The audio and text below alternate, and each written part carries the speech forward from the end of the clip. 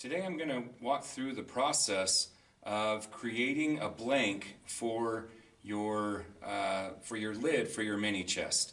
So I've got a bunch of boards up here on the deck that I'm going to use to create that wide panel that we're going to turn into a lid for your mini chest. It all starts with rough boards. Now I've got one board here that I've already started using, and I'm going to finish using this. If you measure your box, it's roughly going to be 12 inches deep and 24 inches long.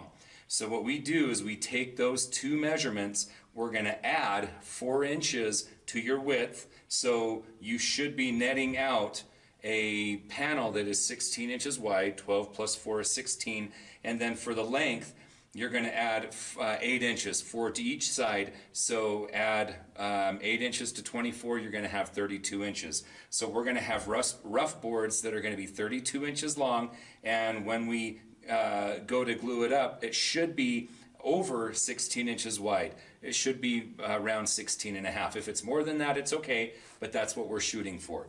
So I'm going to scoot my board down. I've already trimmed off the one end, and I'm going to set it for 32, and I'm going to start making my cuts from here.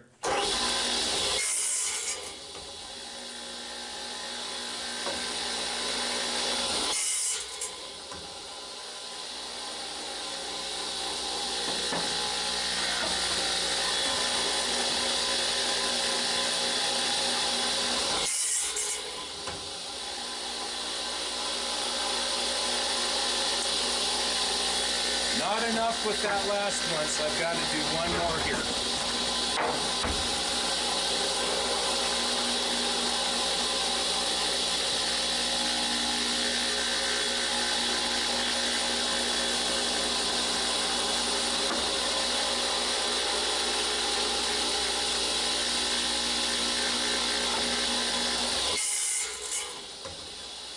Once I have my boards enough to get my 16-inch wide panel, I come to the jointer and I'm going to get a working edge on each one of my boards. These boards are less than 6 inches in width, so I need to use my push sticks. I'm going to find out which edge I need to joint. That one pivots quite a bit. Now if you look at this one, there's a pretty wide bark edge on there. Now I can remove that in one of two ways. I can do multiple passes here on the jointer, which does take time, or I can just get it roughly clean from one end to the other, and then I can go to the table saw and I can rip it to width and then turn it around again and rip off that edge. That's what I'm probably going to do because, quite frankly, it's just a lot faster. So I'm going to joint this edge first.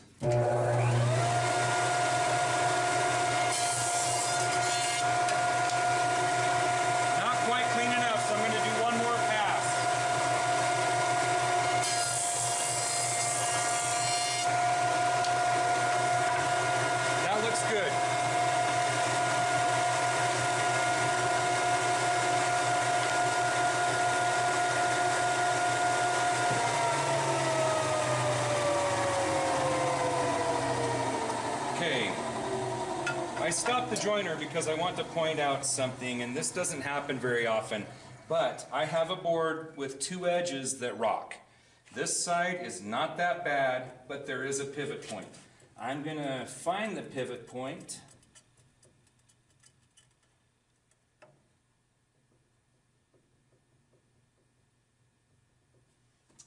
Really can't see the pivot point on that one. This one, my pivot point is right here. So if my pivot point is forward of where my hand is, in other words, if the pivot point is forward of the halfway mark, then I could joint that edge with my hand back here. This would be perfectly fine and safe, but this side is the one that has very little pivoting. Oh, there we go. Okay, I can see it now. I just needed to use the other end. So my pivot point's clear back here. So because my pivot point is back here, my hand is going to be displaced further using or cutting that edge. So I'm going to go ahead and do that with this one. You just have to, sometimes you just have to determine what edge works best, and this is going to be the one.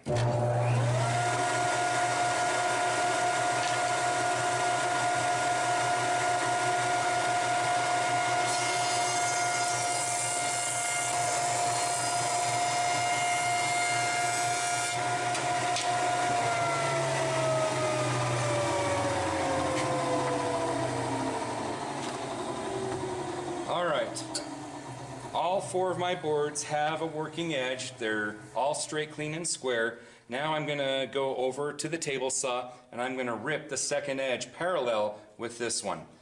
With this other board, I'll walk through the process of what I'm going to be doing with that one as well. Here at the table saw, I'm going to take my 4 boards that I have gotten a working edge on to create my lid for my mini chest.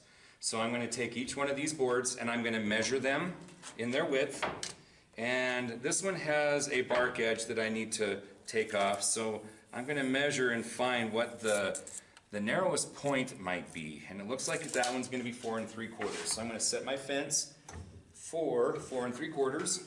Make sure you have a push stick at the ready before you start making your cuts, because my pieces that I'm cutting are less than 6 inches.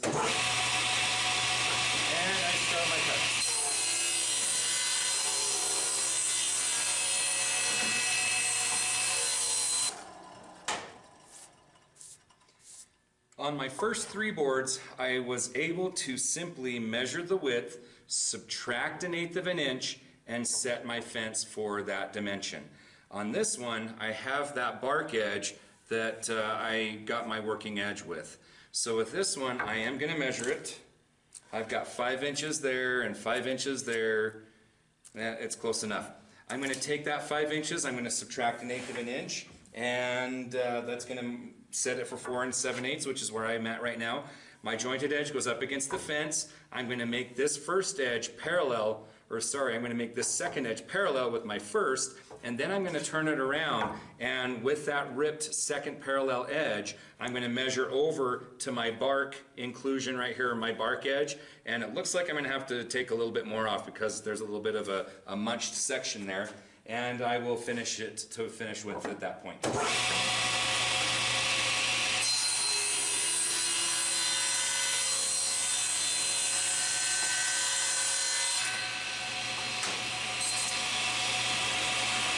So that's my second edge. Now I turn it back around and measure to where I want to cut this off. It's going to be 4 1/2. Set it and rip it.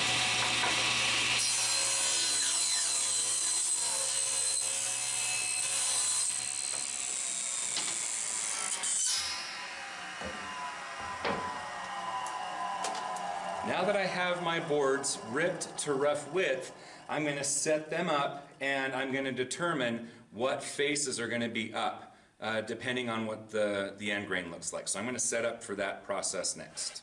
Here I am setting up my panel how I want it to be glued up. I'm looking at the end grain of all 4 boards and I'm looking at the growth rings and how they are cupping. My left one is cupping up, my second one is cupping down, my third is cupping up, my last one is cupping down. Okay, so this is how I need it to go together. So I'm going to put it down, and I want to point out just a couple of things here. If you look at your panel and measure its width, it should be over 16 inches, because if you remember back to the back that we glued up, we're doing it the exact same way. If you remember the back, we had to make sure that we had a specific width there, but also the fact that we need to prepare the joints. We are going to be removing material off of each edge that are incorporated in these 3 joints. So we also have to factor in, at this point, material that we have to take off still that we're going to be removing on the jointer. So if you're, at this point, if you're at 16 1/2, you're going to remove 1, 2, 3, 4, 5, 6 16ths. So if you do the math, that's going to be 3/8 of an inch. So with these panels, that 19 that I have right now, it's actually right at just barely over 19. So I'm going to be just a hair over 18 5/8 when I'm done. So just keep that in mind. When you do the jointing, it is removing a 1/16 of an inch, and just you need to take that into account. So just double check your measurement. I've got plenty of room here to do my jointing, so I'm going to go set up at the jointer next. But I also want to point out one other thing, and that is the knots on this panel. Notice all of the knots. That is what I am aiming for. Because this is knotty alder, that's mostly what I'm wanting on this surface. This is going to be my face. So I intentionally had that knot up, my other knot set up down here towards the end, right there. I really wanted those, and I wanted this knot right here to be on this face. Flipping it over, there's a really good knot at the end of this board that's out of camera. No, it's right there. Because it's on an edge, I don't honestly think that that's going to do anything for me. Plus, it's towards the end, and the ends are going to be coming off. That extra 4 inches on both ends are going to be coming off. Most of it, not all of it, but most of it will be coming off. So you do at this point want to strategically place your grain. Just keep in mind the fact that we have alternating grain direction on our growth rings, cupping up and cupping down, going across the ends. So just remember that as well. But at this point, you need to realize this is going to cap off your box. So whatever you have, you want it to make it look its best. So there's just a couple things to take into consideration. I'm going to go set up and go to the joiner next. Actually, you know what? I forgot one thing. Let's actually mark this panel. So let's do a witness mark. I'm going to put a witness mark. I'm going to be using a pencil this time. It should be dark enough because I pressed pretty hard. So I've got my witness mark on there, and then I'm going to label across them with the towards and away, just so I can do that when I go over to the jointer. So there's my towards and away, towards and away, towards and away. So remember that, remember when you're jointing this, that I'm going to joint this edge with that face. T is towards the fence of the jointer. With this board, when I'm jointing this edge, that face is away towards away. So just remember that whole process. Again, it is the exact same process as what we did with our backs. I'm back at the joiner. I've got my lid parts, my lid boards all ready to go. I want you again to pay attention to how my labels are in relationship to the fence. So this face has to be away from the fence when I'm jointing that edge. And again, I'm going to have to fire it up and I won't be able to talk over it. So here we go.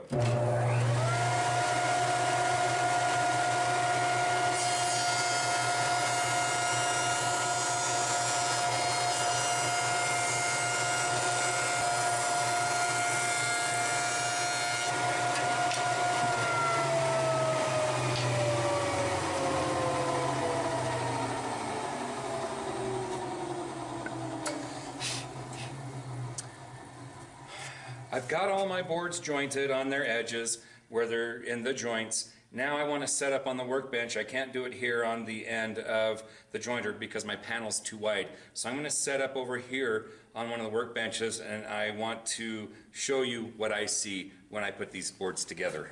So when you look at this panel, you got to make sure that the joints are tight all along their length. And from what I can tell, there is not a single gap in this panel. And that's exactly what we want, no gaps. So this panel is ready to be glued together. The best place to do this is going to be at the gluing tables, so I'm going to go set that up. I'm here at the one of the glue benches, and I've got my 2 bottom clamps set up, and I've got my boards positioned where the clamps need to be. My boards are helping me position my clamps, excuse me. And I'm going to go ahead and set this up.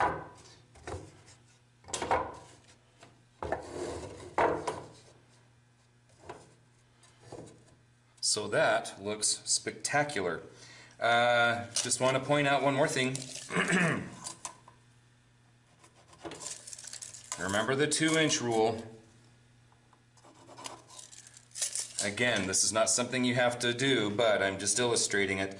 You want the edge of the clamp to be no more than 2 inches in from each end. So this looks pretty good. I'm going to go with it. I have a bottle of glue, I have a hammer, and I have my I've got my 3rd clamp here. Everything is off to the side out of my way. So I've got everything over here that I need.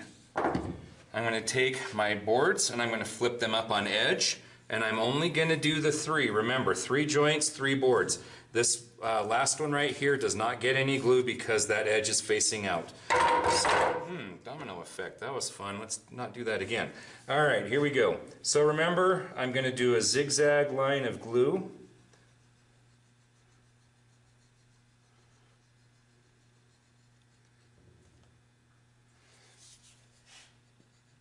Do that on each of your boards.